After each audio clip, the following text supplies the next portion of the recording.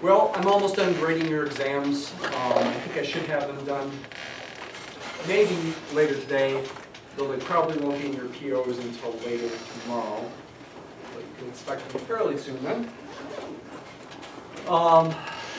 So far, to tell you, people are, on what I've graded so far, people are doing pretty well. It's a pretty good exam so far. I will tell you the second exam and final exam are definitely a step up in difficulty. So you really want to, if you haven't really been working very hard up to this point, you're really going to want to do so starting probably today. Plan today, lecture 11, which is numbered class 12. Actually, I'm going to label these things by lecture number now instead of class number. Lecture number 11, part A, the law of large numbers and the central limit theorem, which we got introduced to a little bit before the test. Go into more depth here today. More on simulation, something called the addition rule for disjoint events. And then lecture B, we'll talk about something called conditional probability and the multiplication rule for independent events. Before we do that, though, I want to have a little brief aside. I want to get back into using some Mathematica simulations, not that you have to do that, but just to show you some things. And I thought a good thing to bring out was something I never talked about. It was in the book in chapter 2. The difference between outliers and influential observations in the context of regression. And, we're after an intuitive understanding of this, not a perfect understanding. So here again, I have some computer code in this program called Mathematica to make this simulation that you see here. I've got some data points. And wow, well, how about that? These data points have a negative slope to the regression line. Okay, that doesn't typically happen on most of our examples, but it certainly can happen in real life. Got some data points, got a regression line. This point right there, you might say is somewhat of an outlier with respect to where the main group of the data is.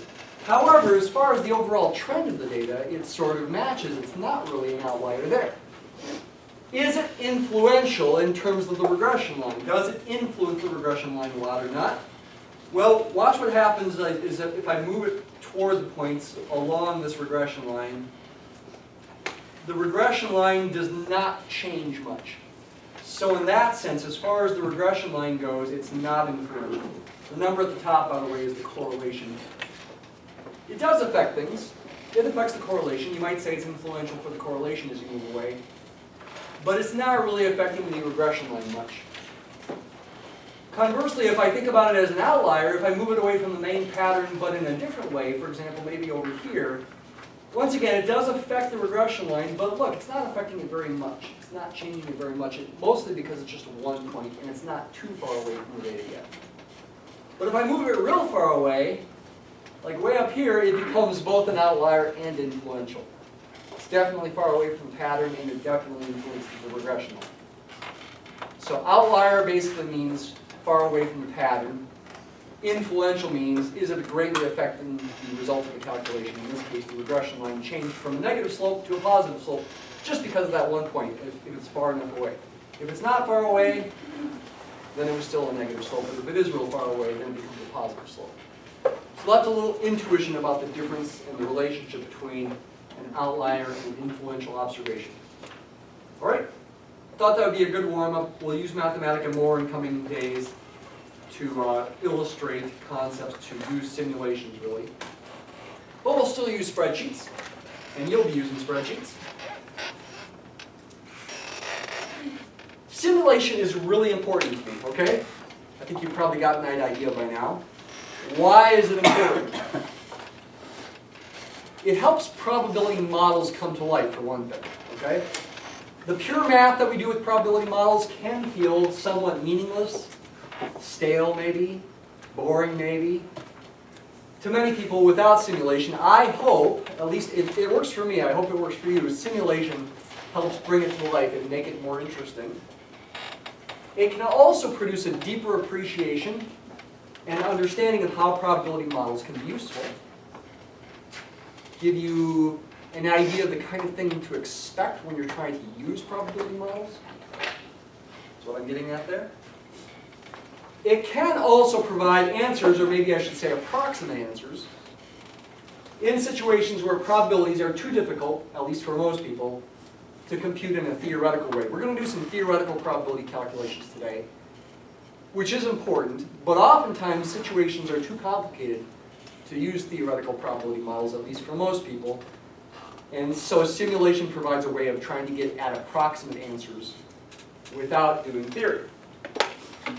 Examples to illustrate that last point, I already brought up this first one. If you run do a run of 100 flips of a coin, what's the probability that in those 100 flips somewhere there's a run of at least 6 heads or at least 6 tails?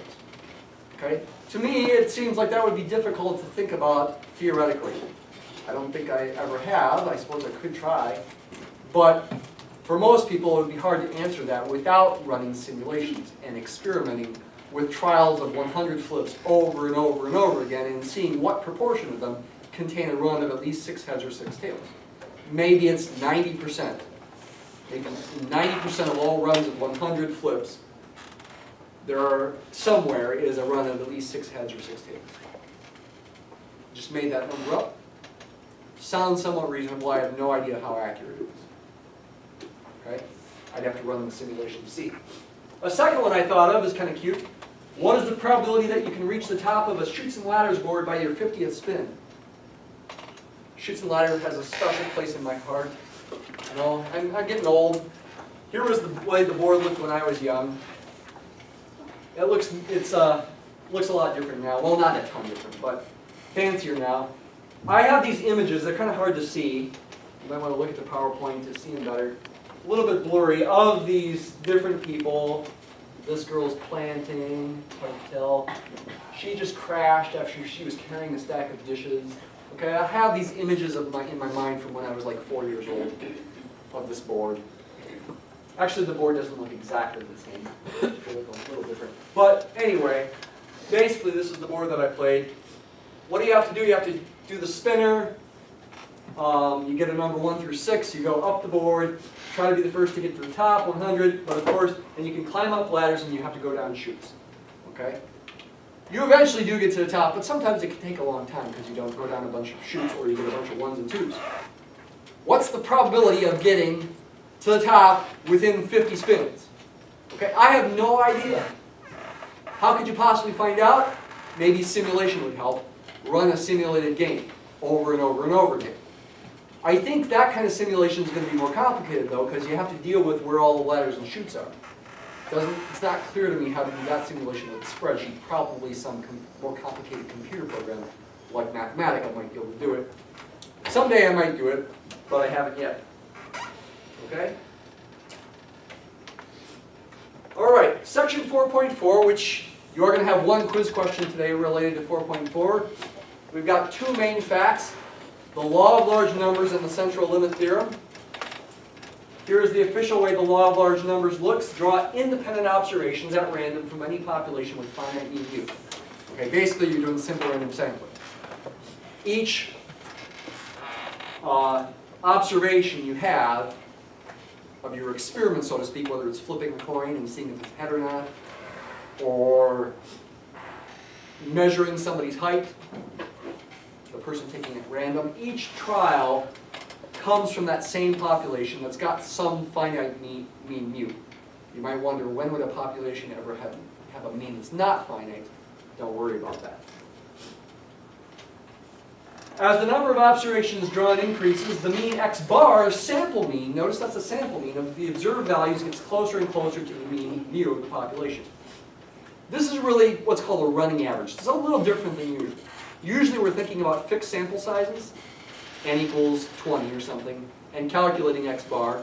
This is different. You're doing a running average. You keep taking one more observation and updating the average.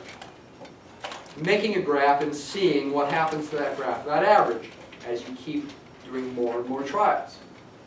The idea is that's supposed to be getting closer and closer to the true mean. You know, we've made graphs like this. If the true mean mu is right there, you're going to have some ups and downs in the graph. Though those ups and downs tend to get smaller and smaller as the number of trials goes up. In the long run, sometimes you're above the true theoretical mean, sometimes you're below, but basically you're going to be getting closer and closer. That's a visual for what this is saying. That's the law of large numbers. In reality, you often, maybe even most of the time, don't know what mu is. So this kind of graph, you can't really make a line for mu, but you could approximate where it is based on where these little ups and downs go.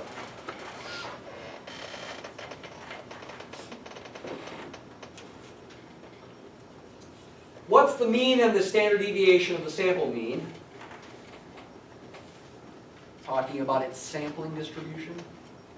Doesn't matter what the population is, as long as you're doing simple random sampling of a fixed sample size n here now. Okay, this is different than the law of large numbers. Now n is fixed. Pretend n is 100%. The population's got a certain finite mean mu and standard deviation sigma. The mean of the sampling distribution is mu and its standard deviation is sigma over square root of n. Symbolically, I could write that like this. Mu sub x bar, the mean of x bar, meaning the mean of the means, the mean of the sampling distribution of x bar more precisely, is the mean of the population. You got to understand what this equation is saying. X bar is really a random variable. Its value varies if you do many, many samples of the same size. You get different values for x bar. You could, again, make a stem plot of them. You could make a histogram of them. That histogram is going to be centered close to the true population mean. And theoretically speaking, the sampling distribution of x bar, which represents an idealized histogram, has a mean equal to the mean of the population. The standard deviation, however, is not equal to the standard deviation of the population, but it's related to it. Sigma sub x bar is sigma divided by square root of n. This equation is reflecting the fact that x bar is unbiased. X bar is unbiased when you're doing simple random sampling. It doesn't tend to systematically overestimate the true mean or underestimate the true mean. Okay? And for symmetric distributions, about half will be above the mean and half will be below the mean. X bar's sampling distribution is going to be close to normal when the sample size is large enough by the Central Limit Theorem. And this says this is related to the spread. Related to the variability of x bar. It's measuring the spread in its sampling distribution, that horizontal distance between the mean and the inflection point on either side when the distribution looks normal. And it gets smaller as n gets bigger. It gets smaller as n gets bigger. Run the other room here, sorry about that. That says gets smaller as n gets bigger. Because you're dividing by square root of n. You can think about this for fixed values of n, like I was talking about, but you can also imagine, what if I took a bigger n? Then I get a smaller value for this thing. Which is good as long as you're doing simple random sampling so that this is true. So that your values of x bar don't vary very much. They're consistent. And if it's unbiased, they're consistently getting really close to the bullseye. You can trust them for larger sample sizes. There are downsides to larger sample sizes, though, time and money. There are practical downsides, what were we trying to say? Downsides to having really large values of n, time and money. You've got restraints, so much time, so much money. So you can't just let n be as big as you want. Ignore the first one here, that's theoretical. Hardly ever is a population exactly normal. Central Limit Theorem is the one to focus on here. Again, draw a simple random sample of size n. Think of n as fixed here. From any population with mean u and finite standard deviation. I don't want to know why the book put finite in certain spots and not finite. The word finite's not in the other spots. Okay, mu and sigma are finite in all these things. When n is large, the sampling distribution of x bar is approximately normal. Drawing a normal curve is valid. With mean mu, remember this notation, this is normal with mean mu and standard deviation sigma over square root of n. So the only thing new here compared to these equations is the fact that we're saying the sampling distribution is approximately normal. that I can draw a normal curve. How big should n be for this approximation to be good? We don't get real precise about that, though the book does give recommendations of say at least 30. If your population data is less normal, if your population data is real skewed, then n is going to need to be higher for this to be a good approximation. But again, we're being real vague here, because precision would be too confusing. I mean, this is confusing enough as it is. Okay? Theorems should be really precise so that they can be proved. The word approximately is not a precise word. And large n, the word large, when n is large, that's not real precise either. How large is large? It's okay. We're after just an intuitive understanding in an intro stats class. But you've got to use your imagination.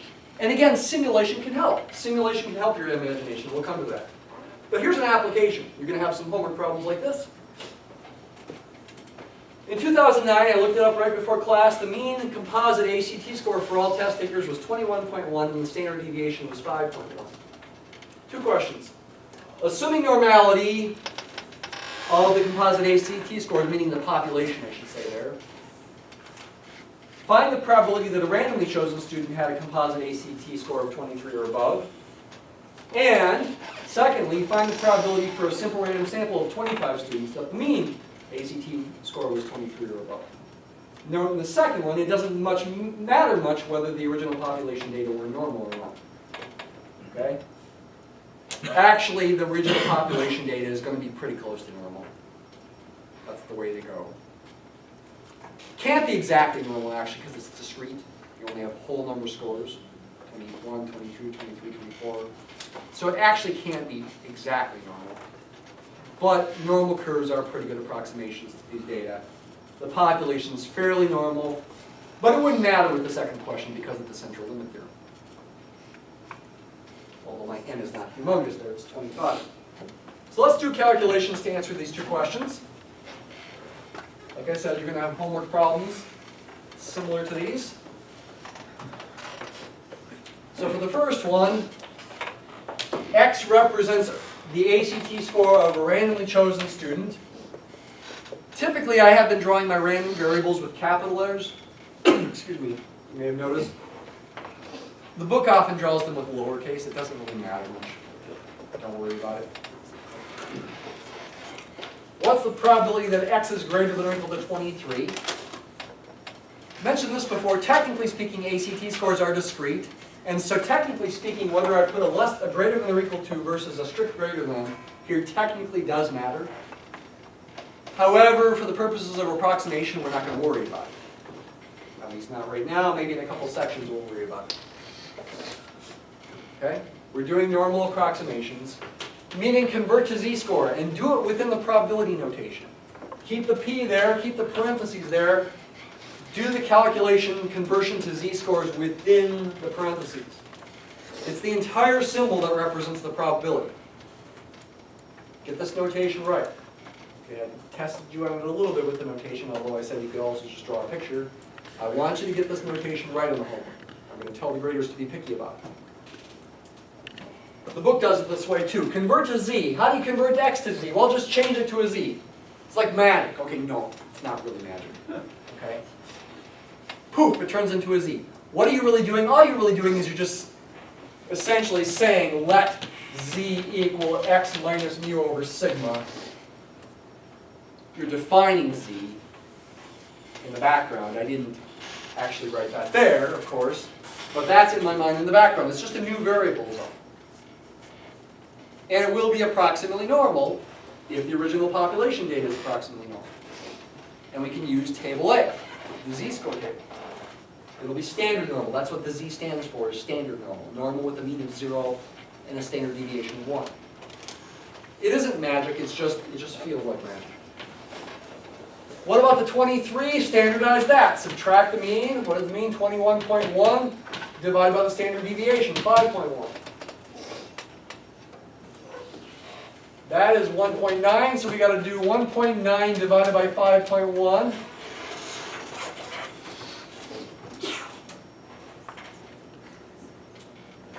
1.9 divided by 1.9 divided by 5.1, about 0.37.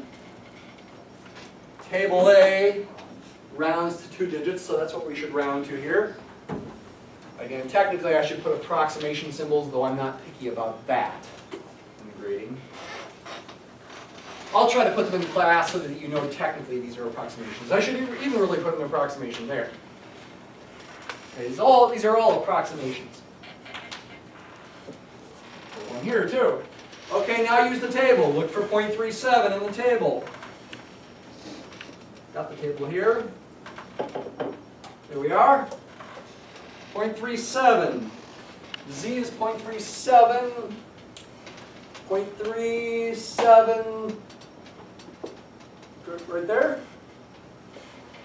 If you can't see that, that's a 0.6443. I can barely see it up here, so I'm sure you can't see it real well. You can look in your book. It is good to have your book with you, and you can turn there if you like. 0.6443, is that the answer?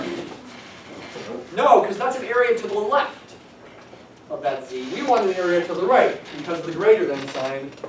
Or again, I guess it's a greater than or equal to sign, and I forgot to make it so. Again, we're saying the answer wouldn't change if I made it a greater than sign, even though technically it does. These are approximations. 1 minus 0.6443, which is 0.3557. We should probably round that to 0.36. 36% is the probability that a randomly chosen test taker gets a score of 23 or above, approximately. Maybe we should even round it to 40%. Don't round until the end, though. Keep as much accuracy as you can until the very end. Because if you round too early, the inaccuracies can kind of build up and be worse at the end. What about the second question now? No, I don't want that. What about the second question? Wrong slide.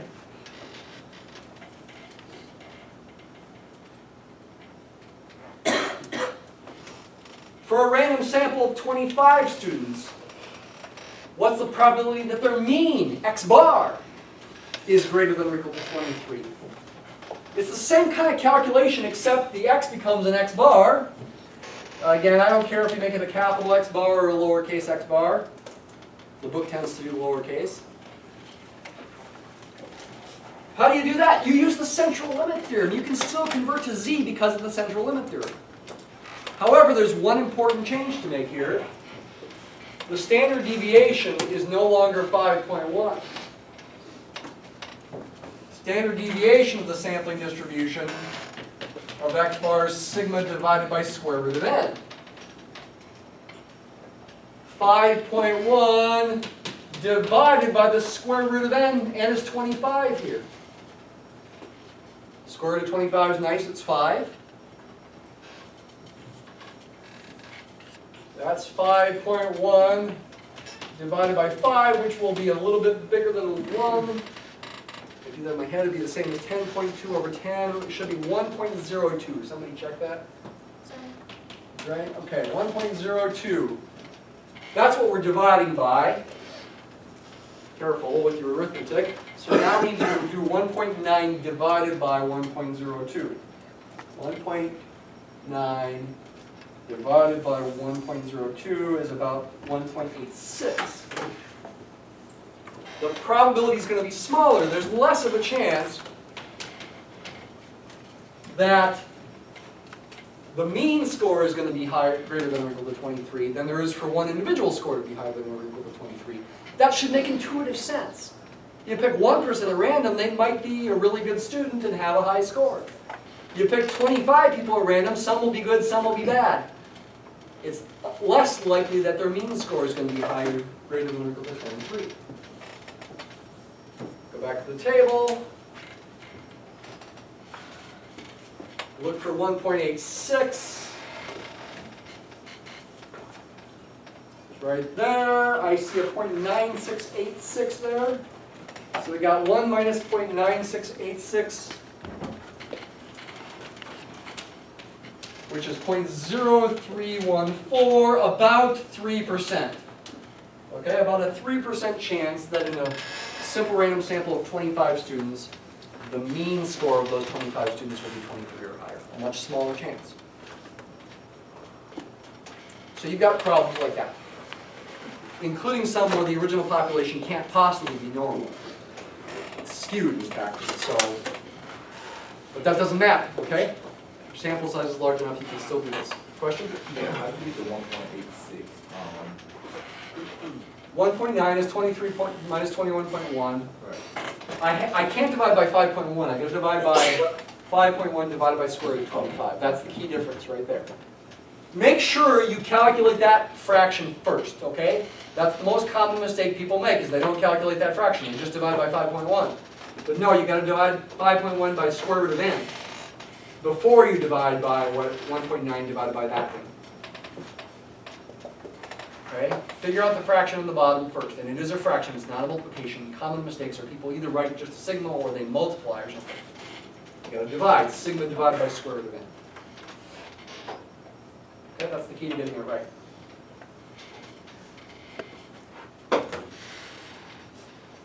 Okay? So you'll encounter that. Again, simulation can help you understand things. Here's another simulation. It's a gambling simulation, illustrating that you always lose in the long run. Suppose Bob plays a gambling game where he pays $1 to pick one of the two-digit numbers 0 through 99, thinking of those as two-digit numbers 0, 0, 0, 1, 0, 2, 0, 3, etc. through 99. Oh, I changed to, okay, I changed it from Joe to Bob because we were talking about Joe Mauer before. But I didn't change it in both spots. That's better.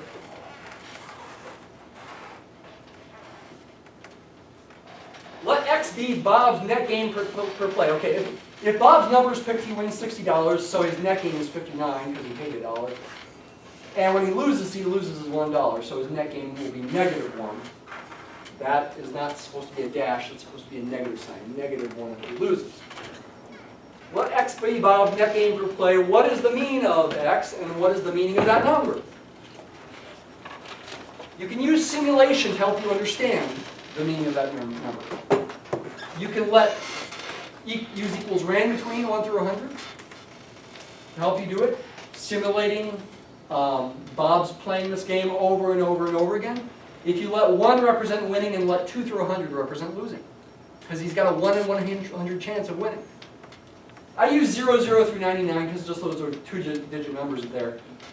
And 1 to 100 here. I could have used 1 to 100 there, and I could have used 0 to 99 there. It doesn't matter as long as I got 100 numbers in there. Here are the results when I did this. I'm not going to show you the spreadsheet for sake of time today, but we will look at the details of the spreadsheet next time. Here's the result of Bob's mean calculation. Okay? What am I using there? I'm using the formula that you needed to know for the test. Last time, I'm using this formula. But now I've just got 2 outcomes and 2 probabilities. The first outcome is Bob wins $59. He really won $60, but then he subtracts 1 because he paid $1. That occurs with probability of 1%, 0.01. Picking 1 out of 100 numbers, he's got a 1 in 100 chance, 0.01 probability of winning. On the other hand, in 99% of the time, he loses $1. That's the other possible value for X, and its probability is 0.99. That calculation gives you a mean for X that's negative 0.40. In other words, negative 40 cents. That's his long-run theoretical average net gain per game. Net gain per game. He's going to lose on average 40 cents a game. Now, I did a simulation, 2,000 plays of the game, and I got a graph of the running average of his net gain. And it turned out for the simulation that I did, he won a fair amount right away. It didn't have to happen, but that's the way it happened. For the simulation I did, the scale's kind of big here. I think his first win occurred around the 30th play or something. He can barely see this line there. It's horizontal at -1 for a little while. You lost -1 on average for about 30 plays or so. And then all of a sudden he won $59 effectively.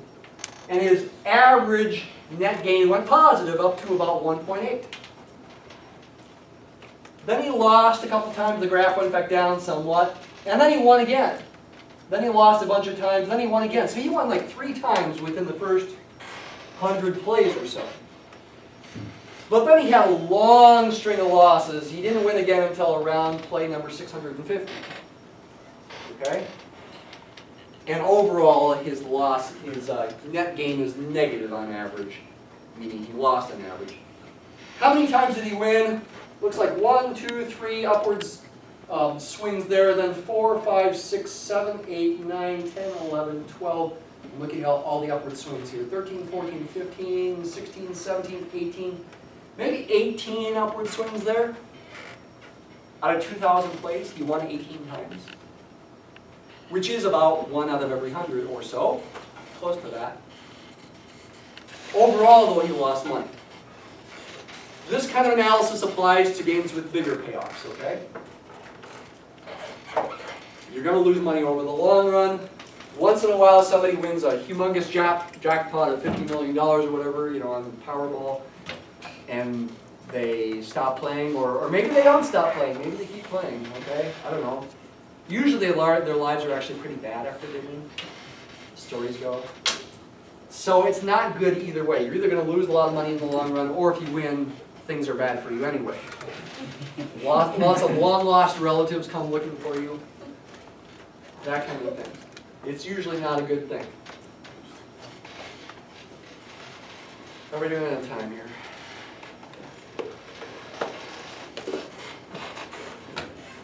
I think I do want to take a quiz. I know these, on the videos, the second half of the class is typically, or the first half is typically cut into 2 pieces by the camera. I can't affect that. I tried merging them on YouTube, but I couldn't get it to work. So I think I'm going to stop here, try to make the first half lecture a little shorter and the second half lecture a little longer, so we just have 2 videos per lecture. So we'll go ahead and take the quiz now.